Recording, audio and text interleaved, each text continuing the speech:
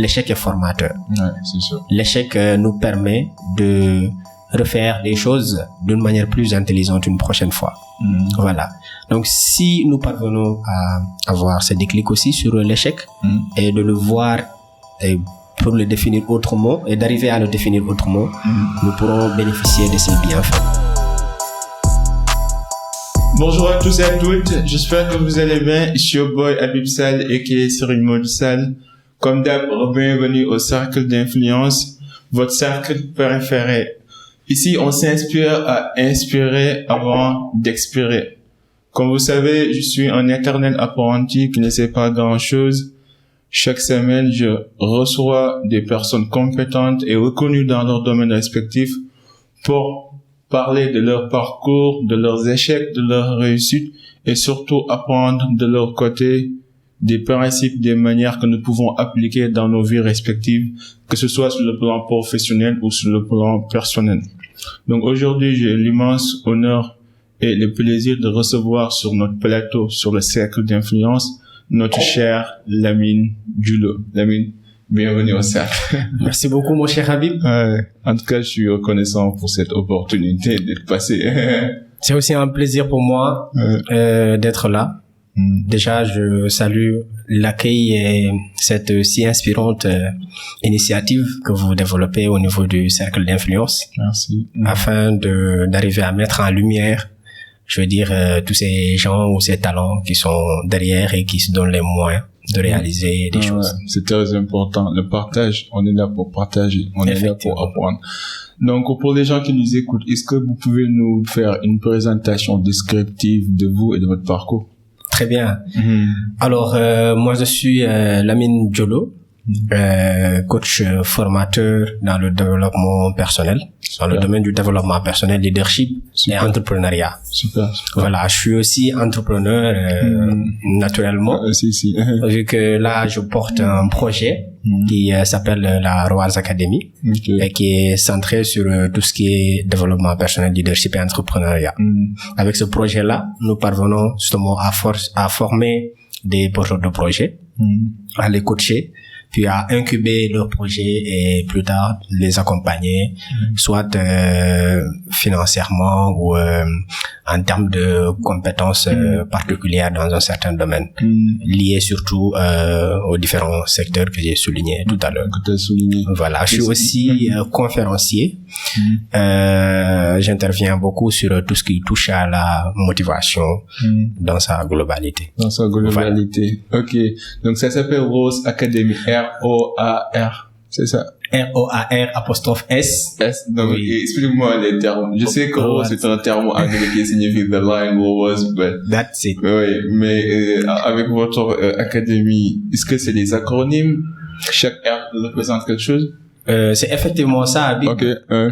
Donc, ça veut dire que ROAR, c'est un acronyme qui signifie rêve, objectif, action, réalisation.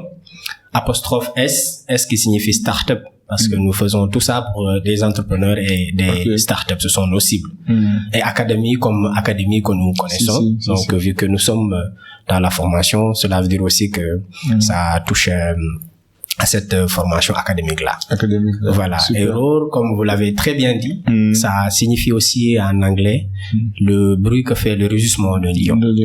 Voilà. Le lion, de par mon signe. J'aime bien l'analogie là. Merci beaucoup. Merci beaucoup. Par mon signe astrologique. D'ailleurs, je suis né du mois d'août. Donc, je suis lion. Quelles sont les caractéristiques de lion? En tout cas, ce que je sais, c'est que nous sommes affamés. Ah bon? À quel point? Nous sommes affamés et voilà, nous avons cette faim, en tout cas, toujours qui nous anime de donner le meilleur de nous-mêmes, d'être accueillant et réceptif aussi, justement, cette capacité de partager avec les autres aussi, comme nous le faisons aujourd'hui avec le cercle d'influence. Quoi aussi astrologique? Tu quoi? Je vais dire, ça tombe très très juste en tout cas avec ce que nous sommes en train de faire. Franchement, donc pourquoi ne pas y croire?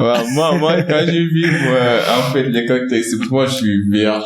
Je suis né mois de septembre. Ok. Donc je suis vierge. Donc quand j'ai vu les caractéristiques là, je me suis dit ça c'est exactement moi. Pas besoin de croire, ça c'est exactement moi. C'est tout à fait toi. C'est tout à fait moi. Oui. Donc maintenant, comment en fait, j'imagine qu'il y a certains jeunes qui nous écoutent. Oui. Qui aimeraient découvrir leurs rêves mais qui ne savent pas par où commencer. Justement. Comment vous pouvez les aider à découvrir leurs rêves et à partir du rêve aller vers l'objectif, plan d'action, ensuite réalisation. À la réalisation. C'est un très long processus. Ouais, c'est sûr. C'est sûr. Franchement. Ouais. Et voilà, vous pouvez le savoir d'ailleurs parce que vous êtes aussi dans ce secteur d'entrepreneuriat en réalité. Et même si on n'est pas forcément entrepreneur, mais je pense que nous sommes tous des rêveurs dans un domaine ou autre. Voilà. Et ça veut dire que aussi ce processus-là est important pour tout un chacun. D'abord trouver ses rêves, mais il s'agit pas que de les trouver, mais de se donner après les moyens derrière pour arriver à les réaliser. En passant justement par quoi? Par la définition d'objectifs et d'actions concrètes, en effet, qui permettent d'arriver à ce stade de réalisation. Voilà. Je veux emprunter cette maxime de Anthony Robbins, qui dit en effet que tout ce que nous devons faire maintenant, c'est de rêver en réalité. Parce qu'avant qu'une chose ne se produise dans votre vie, elle doit d'abord se produire dans votre esprit. D'accord. Voilà. Donc ça veut dire que tout ce que nous voudrons réaliser en tant que jeunes, nous devons le rêver au préalable. Mais se donner les moyens, les potentialités, les capacités requises pour arriver justement à développer des objectifs concis et clairs afin de pouvoir mener ces actions qui nous boosteront vers la réalisation de ces rêves-là. Voilà. Et je le disais tout à l'heure, c'est un processus très très long parce que moi personnellement, avant aujourd'hui de rentrer dans ce cadre de coaching et de formation. Explique-moi le processus. Comment tu t'es arrivé effectivement à devenir coach, formateur, la motivation principale derrière. Tout à fait. Alors, si tu veux, Habib, j'ai été quelqu'un de très passionné par le développement personnel. Au début, ça a fait un déclic dans ma tête quand j'ai commencé à lire, surtout la lecture en tout cas.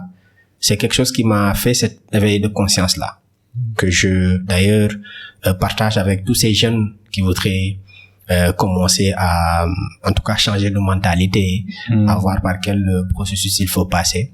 Je vous dis que la lecture est fondamentale pour arriver justement à développer un certain mindset. Parce que un entrepreneur, c'est d'abord le mental. C'est le travail sur son esprit, sa vision, et justement ses capacités à adopter cette motivation derrière pour arriver à se réaliser, pour arriver à se faire. Et comme le disait justement un penseur qui dit que la lecture en fait est à l'âme ce que l'exercice est au corps. C'est-à-dire l'exercice physique, ce qu'il fait au corps quand on veut développer son physique. Quand on veut justement arriver à avoir des muscles et tout cela, en fait, ces capacités qu'on se donne pour y arriver, c'est de la même sorte que la lecture travaille sur notre âme, sur notre, capacité intellectuelle. C'est tellement ça. Donc, c'est très lié au développement personnel parce que c'est un fondement dans le développement personnel. Parce qu'il y a des livres quand même qui sont entièrement centrés sur ça.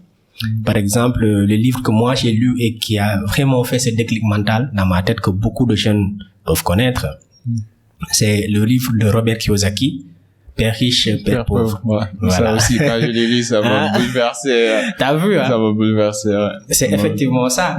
Ça bouleverse et ça fait cet éveil de conscience.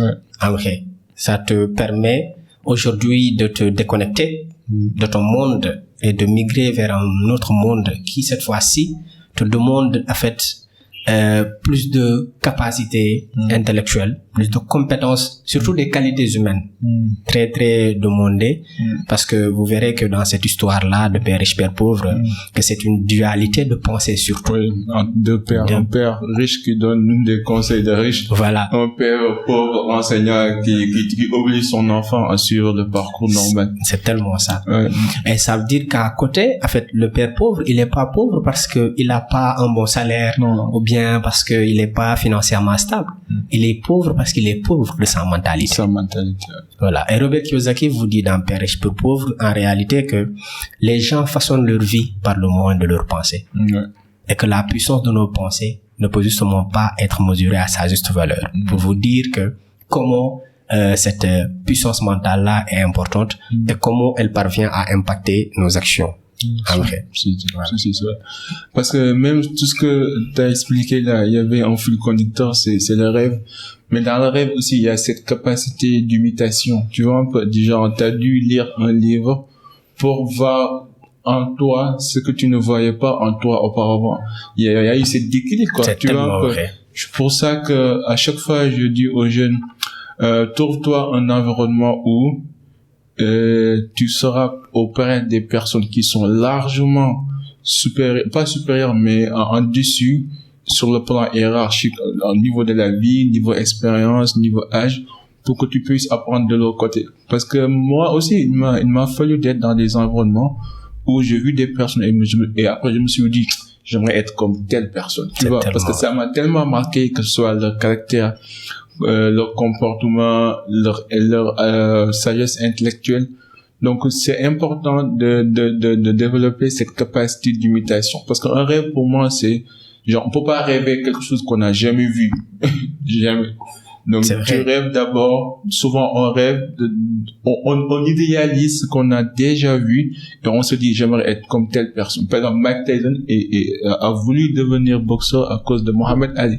Parce que quand il était en prison à l'âge de 14 ans, Mohamed Ali venait là-bas pour faire des conférences, pour éveiller les jeunes. Et quand il a vu Mohamed Ali, il s'est dit, un jour, je serai comme Mohamed Ali. Donc, comment toi, comment tu peux inciter les jeunes d'abord à tomber amoureux de la lecture? C'est trop compliqué. Et aussi, quel environnement, en fait, pourrais-tu donner aux jeunes, genre des environnements ou des recommandations pour leur aider à développer leur capacité d'imitation? Justement. Alors, tu es en train d'aborder un point très très important. L'imitation ou avoir, je dirais, une référence dans tout ce que nous faisons. Voilà, c'est très capital. Et il y a une maxime qui dit aussi que quand vous voulez aller quelque part, il faut suivre les pas de ceux qui ont déjà été à ce niveau-là ou bien à ce lieu-là.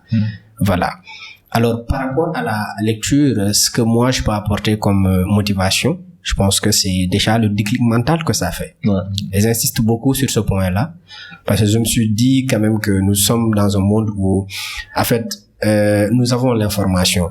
Nous suivons des coachs, nous connaissons des formateurs, nous avons suivi des formations, aller dans des conférences et tout cela. Mais est-ce que cela suffit réellement pour nous pousser à agir en vrai? C'est vrai. Voilà. Parce que moi, j'ai lu quand même pendant un certain temps, avant de comprendre en vrai ce que serait, en fait, ce déclic mental-là. Voilà.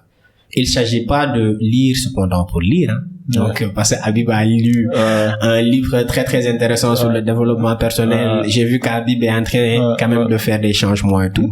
Avoir un certain nombre de changements comportementaux, comme le changement aussi dans son milieu professionnel et tout ça. Et que je vais me dire parallèlement que je dois automatiquement lire ces livres-là. Il s'agit pas de cela. Il s'agit plutôt de faire une lecture constructive.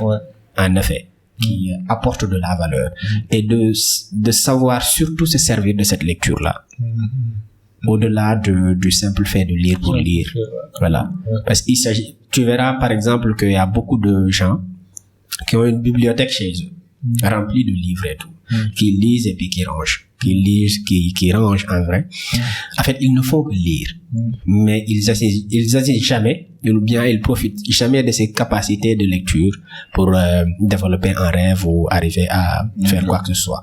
Voilà. Moi, la manière dont la lecture m'a sauvé, je vais dire, c'est parce que je l'ai appliqué. J'ai lu Robert Kiyosaki, il m'a dit, en effet, que tout se passe dans le mental, que les gens sont riches de leur mentalité. J'ai appris comment je dois faire, en fait, pour arriver à réussir ce processus-là. Donc, ce déclic mental, je pense que ça doit être la source de motivation de tout le monde pour aller lire. Et puis, lire pour appliquer. Voilà. Ne serait-ce que juste pour se sentir intelligent. Rien que pour ça, ça mérite de commencer la lecture. Non, mais bien sûr. Parce qu'il suffit de lire quelques livres et tu te sens déjà intelligent. Mais t'es pas vraiment intelligent, mais quand même. Ça donne l'impression. T'as des arguments et tu peux défendre tes idées et ça booste ta confiance. Ça booste vraiment. Moi, en tout cas, ça m'a aidé. C'est tellement ça a été le cas pour moi aussi. Et là, si on parle de livres, on parle pas uniquement des livres de civilisation française, ou de livres romans français, mais on parle de lecture de manière générale, que ce soit les livres de Serigne Touba, Cheikh Khadim, de Cheikh Ahmed Tidiane, peu importe. La connaissance n'a pas de frontières, le savoir n'a pas de frontières. L'essentiel, commencez avec un livre, lisez-le, appliquez-le dans le monde réel et voyez ce que ça va donner comme résultat. Oui. Donc là, on a parlé de rêve. Oui, tu m'as parlé aussi du processus d'imitation. Pour répondre très rapidement à ça. Non, pas en ton temps. Voilà, pour les références en tout cas. Déjà, je vais dire que j'ai connu au début pas mal de gens comme Robert Kiyosaki, des gens comme Jeff Bezos, des gens comme Jack Ma, Elon Musk, qui m'ont beaucoup motivé en tout cas. Et j'ai vu que ces gens sont passés par un certain nombre de stades, de niveaux, et qu'ils ont eu à échouer sur pas mal de choses. En vrai. Maintenant, comment ils ont fait pour réussir malgré ces échecs-là? C'est parce que ces gens ont compris en effet que l'échec est formateur. C'est sûr. L'échec nous permet de refaire les choses d'une manière plus intelligente une prochaine fois. Voilà. Donc, si nous parvenons à avoir ce déclic aussi sur l'échec et de le voir pour le définir autrement et d'arriver à le définir autrement, nous pourrons bénéficier de ces bienfaits. Parce que l'échec a beaucoup de bienfaits. Beaucoup d'entrepreneurs à succès ont d'abord été des entrepreneurs qui ont eu et connu beaucoup de chutes dans leur vie avant d'arriver à réussir véritablement. Voilà. Et j'ai imité ces gens-là dans leur manière de faire, dans leur comportement. Je continue d'ailleurs de le faire parce que c'est un processus, c'est jamais fini. On ne finit jamais d'apprendre. Et petit à petit, j'ai aussi côtoyé des gens au Sénégal. Voilà, des mentors, par exemple, comme Souleymane Seck, des gens que je suis comme Mr. Mo Mindset, qui sont aussi des coachs très très bien dans leurs différents secteurs. Et j'avoue quand même que ce que je voyais en Jeff Bezos, ce que je voyais en Robert Kiyosaki et tout, ces gens parvenaient à éveiller ça en moi. Donc, je le suivais. Je suivais leur pas, comme je te l'ai dit tout à l'heure. Parce que je voulais véritablement aller vers ces endroits dans lesquels ils ont été. Voilà. Donc l'imitation, comme tu l'as très bien dit. Même commencer localement. Localement. Vous n'avez pas accès à Jeff Bezos, mais vous pouvez accéder certainement dans votre quartier. Il y a un homme responsable, respecté par tout le monde. Allez lui parler. Commencez par lui poser des questions sur sa vie, comment il fait. Demande-lui s'il peut être ton mentor. Du genre, essaye. Parce que moi, ce que je ne tolère pas, parfois, tu vois dans les quartiers, des jeunes qui sont là, le matin, on fait notre petit ataï, le soir, on va aller à l'entraînement. Le quotidien, quoi. Tu vois, le quotidien, quoi. Et pourtant, pendant ce temps-là, il y a Lamine, il y a Francis qui se réveille tous les jours à 6 heures, qui part bosser et qui rentre à 20 heures. Et pendant tout ce temps, il voit Lamine, il voit Francis aller revenir faire sa vie. Et puis tout à coup, Francis, Lamine vient avec un nouveau véhicule. Ah, il est chanceux. Et pourtant, ça fait 5 ans. Ça fait 5 ans qu'il bosse comme un fou pendant que vous êtes là en train de mater toutes les filles qui bougent là. Non. Genre, pour dire que le succès n'est pas le fruit du hasard. C'est ton processus. Il y a beaucoup de jeunes qui regardent les autres personnes réussir sans prendre action, sans prendre conscience, en fait, de la stagnation de leur vie, mais pensent que c'est juste plus facile de blâmer, de juger ou d'attribuer certains trucs à ce qu'on appelle la chance, alors que la chance n'existe pas. La chance, en fait, elle peut exister. Hein. Oui, mais je veux dire, pour moi, la chance, c'est la préparation plus opportunité. Justement, c'est pour cela que j'ai utilisé le verbe pouvoir exister. Parce que la chance, elle peut vraiment exister. Mais en fait, la chance la plus probable, c'est celle qu'on obtient du travail acharné. C'est ça. En vrai, justement. Alors, ça veut dire que tu vas faire beaucoup d'efforts déjà de base, comme tu l'as très bien dit, comme le fait Florence, comme le fait notre confrère ici présent, pour arriver à réussir véritablement leurs activités. C'est beaucoup de travail acharné derrière. Et si ces gens parviennent aujourd'hui à saisir des opportunités, c'est parce qu'ils sont trop longtemps restés dans ce travail-là. Et surtout qu'ils ont été disciplinés dans le processus. Je parle beaucoup de discipline. Parce qu'en vérité, les gens pensent qu'en fait, être motivé, ça suffit.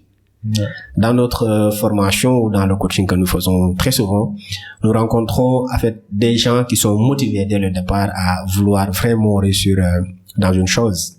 Ils le sont et ils y vont à fond. Mais ce qui fait que ces gens n'arrivent pas à destination, c'est parce qu'en réalité, ils manquent de discipline. La motivation, elle est éphémère et à un moment donné, vous ne serez pas motivé dans le long terme. Donc, il vous faudra de la discipline, de la consistance en fait dans vos actions pour arriver à avoir de véritables résultats. Comment développer cette discipline, cette consistance? Ce que j'ai remarqué, en tout cas chez pas mal d'entrepreneurs à succès et qui ont fait peut-être aujourd'hui qu'ils ont eu cette faculté de discipline là, c'est d'abord de se trouver une routine. La routine, elle est capitale pour tout épanouissement. Quand je parle d'épanouissement, je parle de plein développement. Voilà, parce que ce que tu répètes tous les jours devient ta réalité. Donc ça, on l'acquiert que par la routine. Et c'est dans la routine qu'on doit se discipliner en fait. Cela veut dire que quand nous nous réveillons chaque jour, nous devons savoir exactement ce qui nous attend pour cette journée-là. Être préparé au préalable, en fait, pour véritablement arriver à réussir nos journées. La planification, quoi. Voilà, la planification, l'organisation, la discipline, tout ça rentre d'ailleurs dans le cadre des soft skills. Donc, qui sont des compétences comportementales, en fait, que nous devons développer quotidiennement pour que ça soit ancré en nous, comme cela se doit. Voilà. J'ai suivi les success stories. J'ai vu que des gens comme Cristiano Ronaldo, des gens comme Messi, des gens comme Sadio Mané, c'est parce que, en fait, ils sont arrivés à ce stade-là, justement, parce qu'ils ont derrière travaillé d'une manière acharnée, qu'ils ont une routine, en fait, qu'ils font perpétuellement. De même que Habib. Aujourd'hui, je te félicite et je t'encourage pour cette belle initiative que tu réussis de faire.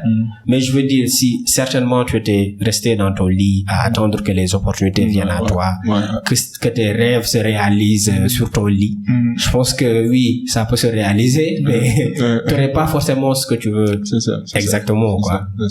C'est à ce stade que moi, je pense que le seul moyen d'arriver à être discipliné, c'est de développer une routine dans laquelle on Parce que l'autre souci aussi que j'ai avec certaines personnes, surtout les jeunes, c'est ils se focalisent souvent sur le résultat du processus et ils oublient tout le processus. Tu vois, par exemple, comme tu as dit tout à l'heure, les success stories.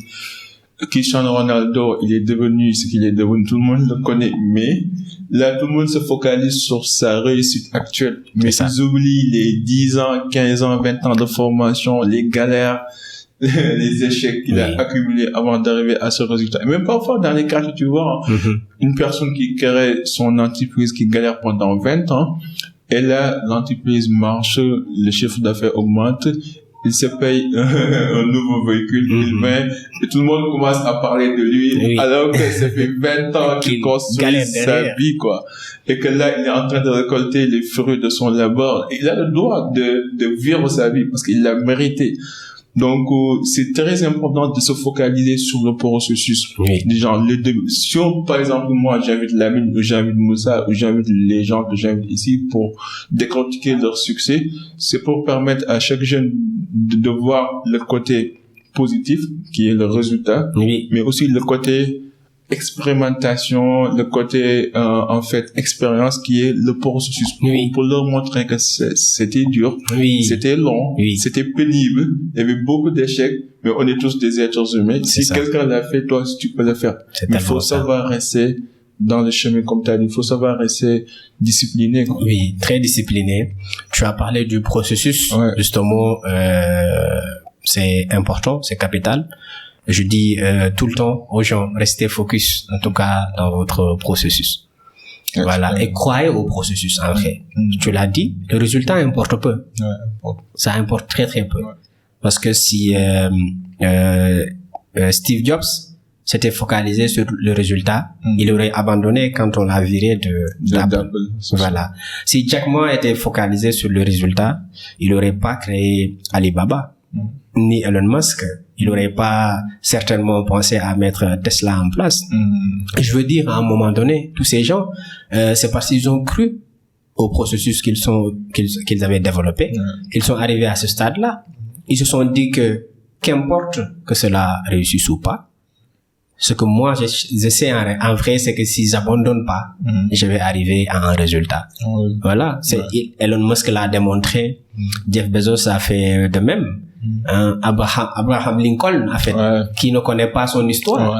Ça a été très très dur pour lui, mais il est quand même arrivé à être une plaque tournante dans l'histoire de l'Amérique. Voilà. Moi personnellement, ça fait depuis 2019 que j'ai tenté de lancer mon projet de Roar Academy. Aujourd'hui, en tout cas, qui fait ma fierté, beaucoup de fierté. Et avant 2019, j'ai travaillé depuis 2017 sur ce processus-là, et j'ai continué d'y croire. J'ai tout entendu que ça allait pas le faire. Non, que justement que les gens ils étaient pas intéressés trop à ce que je faisais, que j'écrivais beaucoup de textes de motivation, que tu vois tout ça. Voilà. Et ces gens ils savaient pas là où moi je voulais aller en vrai. Donc quand vous ignorez les ambitions d'une personne à vouloir réussir dans un domaine, en fait vous ne savez pas derrière. Mais comment gérer le rejet? Parce que moi je suis différent. Moi tu me dis non, je vais te prouver le contraire là. Tu me donnes de l'énergie supplémentaire là quand tu me dis non. Mais je sais que pour certains jeunes, tu leur dis non, leur âme est carrément c'est fini. C'est fini quoi. Donc comment on peut gérer le rejet? Comment on peut foncer et mettre notre pied sur l'accélérateur, même si ça échoue. Ouais. En fait, ça dépend des ambitions que l'on a, Habib. Ça dépend des motivations premières que nous développons quand on commence un projet ou quand on a un rêve qu'on va atteindre. Si ce que nous portons comme rêve ou comme projet n'a pas de motivation très profonde ou de source très profonde en nous-mêmes, en fait, nous parviendrons pas à véritablement rester disciplinés dans le processus pour arriver à gérer l'échec ou le rejet. Justement parce que si moi je m'étais dit depuis 2019 que mon projet n'a pas réussi et que j'ai pas réussi du tout à mettre en place tous les moyens nécessaires pour le lancer et que je devais tout simplement abandonner, je ne serais pas là aujourd'hui. Voilà. En 2020, j'ai encore tenté. J'ai vu que j'étais pas prêt du tout, qu'il fallait encore travailler derrière. Voilà. J'ai essayé de contacter quelques gens avec qui je pourrais rentrer en relation. Ça a pas marché pour d'autres. Pour certains, ça allait faire quand même. Et je veux intervenir sur un point très très capital aussi. C'est le fait de toujours tenter quelque chose. Si ça marche pas avec un tel, ça doit pas t'empêcher d'essayer avec une autre personne. Comment ça va abandonner? Parce que parfois aussi, on peut être têtu et dire ça doit marcher. Et après, tu te rends compte que tu as perdu 10 ans de ta vie alors que tu aurais dû renoncer. Genre, comment trouver le juste équilibre entre faut que je fonce et non, là j'abandonne pour faire une autre chose, pour me lancer dans une autre bataille parce que cette bataille-là c'est déjà perdu. Comment? Pour moi, ça m'est arrivé. Ça m'est arrivé avec mon en-tête malade. Ça doit passer. Après, non seulement j'ai perdu mon temps, mon énergie, ça n'a pas marché. Et ça, tu vois un peu. Effectivement. En fait, je pense que dans ce cas-là, ça dépend aussi de c'est quoi c'est la chose en vrai. Parce que si pour 5 ans quand même je travaille pour un projet avec lequel je suis toujours resté au même niveau, stagné, que ça bouge pas, là je peux voir comment je change en fait d'objectif. Pas changer de plan. Je parle de changement d'objectif, définir de nouveaux objectifs par rapport au plan et s'orienter nouvellement, pas abandonner le plan initial. Et d'ailleurs, quand on est dans la quête de quelque chose et qu'on se met à l'esprit que on peut avoir un plan B quelque part, ça veut dire qu'on est en train d'éparpiller son énergie. C'est sûr. Et qu'on sera pas focus sur le plan A initialement défini. Voilà. Donc, ça veut dire quoi? Ça veut dire définir le plan A. donne-toi tous les moyens nécessaires pour y arriver. Et si cela ne fonctionne pas véritablement, essaie de trouver d'autres objectifs qu'il faut redéfinir et tout cela. Si t'avais pas cette capacité de rentrer en contact avec des gens, va voir des profils intéressants qui peuvent en tout cas t'aider à avancer. Justement, ne pas tout vouloir faire tout seul. Parfois ça fait échouer des gens aussi. Je veux développer un projet, je sais que ce projet ça me prend ça et ça et ça. Moi, mes domaines de compétences, c'est la formation, le coaching et tout. Je connais rien en marketing, ni en social media manager, mais je veux tout faire moi-même. Alors, dans ce cas, je multiplie, en fait, mes tâches et j'aurai cette difficulté à pouvoir les gérer convenablement. Maintenant, comment je fais, en fait, pour trouver des profils qui peuvent interagir avec moi sur le projet que je peux apporter? On dit très souvent que seul, on peut aller très vite, mais ensemble on va loin. Voilà. Et nous sommes plus dans ce monde de compétition, oui, ou de concurrence. On parle plutôt de compétitivité, on parle de co-création, on parle de collaboration. Et je pense que c'est un aspect très très important. Maintenant, définition des plans. Restons focus sur ces plans-là. Comment on définit un plan, par exemple? Des outils, comment? Oui, développer un plan, c'est déjà parvenir à schématiser son idée. C'est ce que je rêve de faire. Maintenant, concrètement, comment je peux élaborer cette idée-là, la développer, à ce que je puisse savoir les différents points par lesquels je dois passer pour arriver à réussir mon rêve. Voilà. Donc, pour cela, il y a plein de méthodes. Il y a des outils qu'on peut utiliser pour y arriver. Je faisais tout récemment une formation sur le mind mapping, qui est très très important dans la schématisation d'idées, la gestion de projets, la gestion de son temps, la gestion même de l'individu en tant que tel, et qui peut être utilisé, je veux dire, par tout entrepreneur, accessible à tout le monde. Pour tu peux leur expliquer le principe du mind mapping? Oui, alors très rapidement, le mind mapping, comme son nom l'indique, c'est mind map. Donc mind qui renvoie au mental et map qui veut dire carte. Donc carte mentale si vous voulez, ou bien une carte heuristique. Heuristique parce que c'est lié justement à tout ce qui est découverte et recherche scientifique. Aussi appelé carte cognitive parce que lié à tout ce qui est connaissance. Maintenant, le mind mapping vous permettra en effet de pouvoir schématiser vos idées, parce que trop longtemps les gens ont vu que beaucoup sont restés dans tout ce qui est texte, tout ce qui est papier, tout ça, et n'ont pas pensé très tôt à vouloir à exploiter ce côté de l'esprit, du cerveau, notamment de l'hémisphère droite, qui est plutôt centré sur tout ce qui est créativité, tout ce qui est schéma et autres. Et d'après les découvertes, en effet, justement de Tony Buzan, qui a découvert ce concept et qui l'a élaboré d'ailleurs du mind mapping, il s'agirait maintenant d'étaler ces idées et de les organiser en fonction d'idées centrales et trouver des ramifications qui sont liées à cette idée centrale-là qu'on appelle des sous-thèmes, justement. Ces sous-thèmes rattachés à cet objectif central ou à ce sujet central peuvent aussi être rattachés à d'autres thèmes qu'on appelle aussi des sous-thèmes, si vous voulez.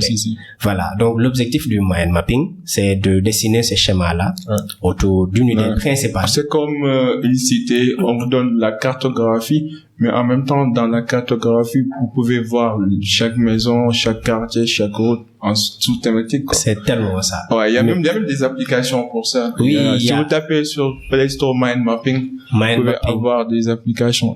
À part Mind Mapping, t'as d'autres outils? Oui, il y a le Hydro Mind Map. Ok. Hydro, comme E. En anglais, parce que le E se lit en I. Et draw comme dessiner.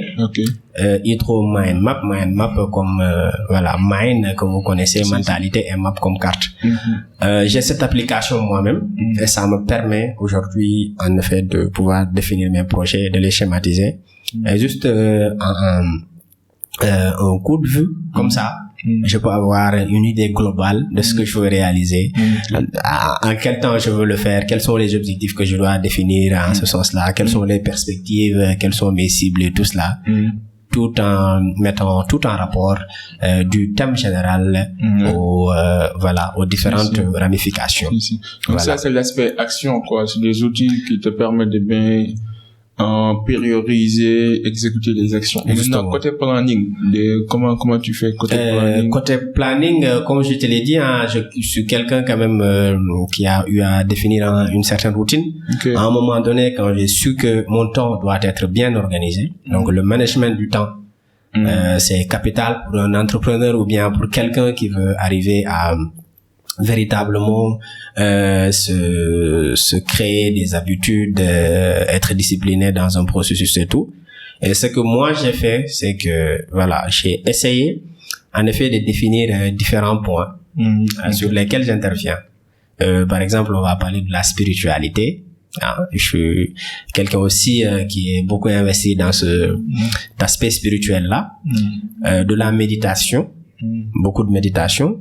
Après, je fais beaucoup d'écriture aussi, j'écris beaucoup parce que voilà, j'ai tout à commencé par ça. Et puis je lis. Donc mes journées sont organisées comme ça en fonction de mes centres d'intérêt. J'organise un planning et chaque intervalle de temps est relié justement à une chose que je vais faire dans une journée. Ça veut dire que je me réveille pas une journée et que je sois désorienté. C'est important. Voilà. C'est capital. Je suis pas désorienté. C'est capital de préparer sa journée. Donc, ça te permet d'être focus sur l'essentiel. Et même en même temps, ça te permet d'avoir des données d'entrée pour pouvoir évaluer ta journée la nuit avant de dormir. Le bilan, quoi. Moi, ça m'importe. Oui. C'est avant de dormir, j'ai besoin de savoir que je fais de mon mieux. Il faut que je fais des check. Mais bien sûr. De valider ou pas, en tout cas. Oui. Tout le temps, il y a des points que je check pas, mais au moins, le fait de checker quelques sabots, ça m'a rassuré qu'au moins je fais quelque chose. T'as fait quelque chose. Le temps, ouais. On va tous mourir, du temps, quoi. Le management, on va tous mourir. Le temps, c'est très important. Moi, je suis très avare avec mon temps. Ah oui, mais il faut investir ça dans les choses utiles. Voilà. Quand on parle de processus de rêve, objectif, action, réalisation, c'est parce que, en effet, il faut être organisé, structuré, savoir véritablement c'est quoi ses centres d'intérêt, c'est quoi, en fait, ses motivations les plus profondes, c'est quoi ses priorités de la vie. C'est important. Voilà. En fait, quand on arrive à découvrir ces choses-là et qu'on les maîtrise, on peut à partir de ce moment-là être très très organisé. Voilà. Et qui parle d'objectifs, moi je le dis tout le temps parce que j'ai appris ça beaucoup de Denzel Washington, qui dit qu'un rêve sans objectif est un rêve qui va tomber à l'eau. En effet. Donc pour moi, tout rêve doit être accompagné par des objectifs bien précis. Comment on définit un bon objectif? Un objectif, ça doit être défini en tout cas en fonction de nos motivations. Justement, qu'est-ce que je veux réussir dans une année? Ça, c'est l'aspect temps, quoi. Oui, ça, c'est l'aspect temps. Qu'est-ce que je veux réussir dans une année? Par quel canal je dois passer pour arriver à réussir, en fait, cet objectif-là? Justement. Et aussi, être centré sur ses priorités. Parce que les objectifs, en fait, chaque objectif, si je peux l'appeler comme ça, doit inspirer un autre. En vérité. Si je veux arriver à être une structure internationale demain, faudra que je cherche maintenant ce que je peux faire aujourd'hui. Des objectifs spécifiques, quoi. Spécifiques. Souvent, il y a l'objectif général, l'objectif spécifique. C'est tellement ça. C'est tellement ça, mon cher ami. Parfois, je croise des gens qui disent, moi, je veux être riche. Tout le monde veut être riche, mon gars. Qui ne veut pas être riche? Qui veut pas être riche? Sois un peu plus spécifique. Qu'est-ce que tu veux vraiment? Voilà. Oui, je veux réussir dans la vie, mais qui veut pas réussir, mon gars. Sois un peu plus spécifique. Oui. Donc, vous commencez par l'objectif général. Oui. Ensuite, l'objectif spécifique. Parce que chez nous, les managers, là, on dit qu'un objectif doit être SMART. C'est une abréviation qui dit, le S c'est spécifique. Oui. M c'est mesurable. Oui. R c'est réalisable. Oui. Et réaliste dans le temps, quoi. Oui, tu vois un peu. Donc, si c'est spécifique, déjà, tu dois dire, si tu veux augmenter ton chiffre d'affaires, tu dis, cette année, je veux augmenter mon chiffre d'affaires de 20%. Tu vois un peu, c'est précis. Il y a la valeur cible. Ensuite, la mesurabilité. Un objectif doit être mesurable. Mesurable. Ouais, doit être mesurable. Sinon, personne ne peut savoir si on a avancé ou pas, si on a atteint l'objectif. C'est tellement ça. Et surtout réalisable, parce qu'il y a des gens qui ont des objectifs démesurés, des objectifs fous, de trop rêveux. Voilà. Vas-y, petit à petit, mon cher. Bien sûr. Ouais, mais l'aspect du temps, l'aspect du temps. On le disait tout à l'heure. On le disait tout le temps. Que ça soit, en fait, j'adore ce concept de la règle de SMART, la règle SMART. Donc, oui, spécifique, comme tu l'as très bien dit, mesurable, atteignable, réalisable et puis temporel. Temporel, c'est important. Quand un objectif se range dans ce cadre-là, ça veut dire qu'il est très probable qu'on puisse le réussir. Voilà. Ça. Et un objectif aussi, c'est quelque chose qui doit respecter, c'est les 4C, la règle du 4C. Donc, ça doit être clair, concis, courtois et justement, je dis clair. Donc, 3C. Donc, clair, courtois, concis. Ouais, super. Donc, sachez en fait ce que vous voulez réaliser en tout cas, dans un court temps, dans un court délai, même si c'est pour 10 ans. C'est ça que les entrepreneurs ils comprennent pas.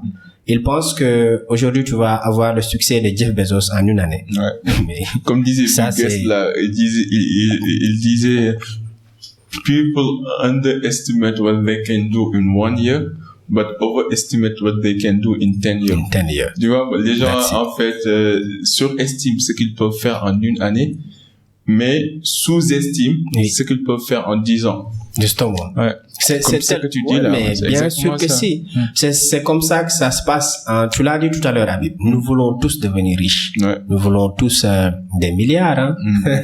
On ne fait pas tout ça gratuitement, mon cher. Donc voilà. Le futur milliardaire. Non, tu vois. Le futur milliardaire. Mais bien sûr. Hein. Mais derrière, qu'est-ce que nous sommes en train de faire réellement pour y arriver? Voilà, c'est ce processus-là. Les gens vont tout le temps voir le résultat final. Non, comme je te disais, il faut désintégrer, faut dégrouper les choses pour aller étape par étape. Donc, step by step, comme le disent les Anglais. Maintenant, on a parlé d'objectifs, on a parlé de rêves, on a parlé de planification. Maintenant, exécution. Quels sont les outils ou les ressources qui peuvent aider les gens à bien exécuter? Alors, pour l'exécution, déjà, ce qui, moi, m'a beaucoup aidé dans ça, c'est de m'ouvrir aux autres. Justement. J'ai un rêve, j'ai des objectifs définis. Il y a des choses que je peux réussir tout seul. Il y a des choses pour lesquelles j'ai besoin des gens pour y arriver. Justement, j'ai besoin des gens pour y arriver. J'ai besoin de la volonté. Justement, pour arriver à réussir ces choses-là.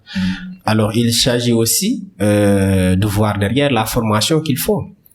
Pour un rêve, je veux dire, c'est un projet. Est-ce que ça demande du financement? Est-ce que ça demande des compétences? Est-ce que ça demande de la ressource humaine? C'est quoi le véritable besoin qui est là?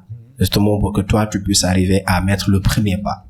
Voilà. Parce que quand je parle d'exécution, je parle plutôt de ce premier pas qu'on pose maintenant, après l'idéation, après la planification, déjà de l'objectif et tout cela. Maintenant, comment arriver à rentrer dans ce stade de réalisation, se dire que j'ai quitté ce point A pour aller vers ce point B là. Voilà. Moi, derrière, tout récemment, je vous ai peut-être pas parlé de cela parce que je suis aussi ambassadeur d'un programme d'incubation et d'accompagnement pour start-up au Sénégal. Justement en collaboration avec un partenaire international qui est la FRTN Technologies, qui est siégé en Estonie et qui a une présence en tout cas dans plus de 40 pays, composé de plus de 5000 acteurs, des ONG, des grands groupes et tout ça, et des investisseurs aussi. Beaucoup de startups et beaucoup d'entrepreneurs et aspirants entrepreneurs dans ce domaine-là. Ce qui fait que j'ai réussi ce partenariat-là, c'est parce que j'étais rentré en contact avec une de mes connaissances qui m'a quand même mis en rapport avec FRTN pour que je puisse bénéficier de ce programme d'incubation-là. Et à un niveau de ce programme, normalement, nous avons la possibilité d'avoir un appel direct avec le PDG de la structure internationale dont je vous parle. Et justement, au sortir de cet appel-là, vu que mon projet rentre dans le cadre de la formation, du coaching, de l'accompagnement et de l'incubation de start-up, un peu ce que eux ils font, il m'a proposé en effet d'être ambassadeur de leur programme d'incubation. Je me dis, si j'étais resté dans mon coin, justement, et que j'ai des rêves, que je définisse des objectifs, que j'ai un planning, mais que je sorte pas maintenant pour aller découvrir les opportunités qui s'offrent à moi autour pour que je puisse mettre ce premier pas. Je ne serai pas à ce niveau, en tout cas, aujourd'hui, pour pouvoir bénéficier de ça. Faut exécuter. Et je pense que aussi, pour ajouter à ce que tu viens de dire, c'est le savoir-faire, ça importe aussi dans l'exécution, beaucoup. Donc, c'est important de développer des compétences. Et si vous n'avez pas la compétence, cherchez quelqu'un qui peut t'aider dans ton projet, quoi. C'est tellement ça. C'est le comment, quoi. L'exécution, c'est vraiment le comment. C'est sans effectivement. le comment, il n'y a pas d'exécution. Et t'as pas besoin de savoir tous les commands du monde, c'est impossible. Pour poser le premier pas. Premier pas, t'as pas besoin. T'as pas besoin de tout savoir. Démarre, quoi. Et après, vas-y. Comme on dit, quand l'étudiant est prêt, le maître apparaît. Tu vois un peu. Et c'est vrai, hein. Non, mais c'est tellement quand on ça. fait quelque chose sincèrement, l'univers s'aligne pour nous donner ce qu'on veut. Ce qu'on veut réellement. Donc, dis-moi, est-ce que tu as des insécurités que tu essaies de conquérir? Là, je vais aller un peu deep, là.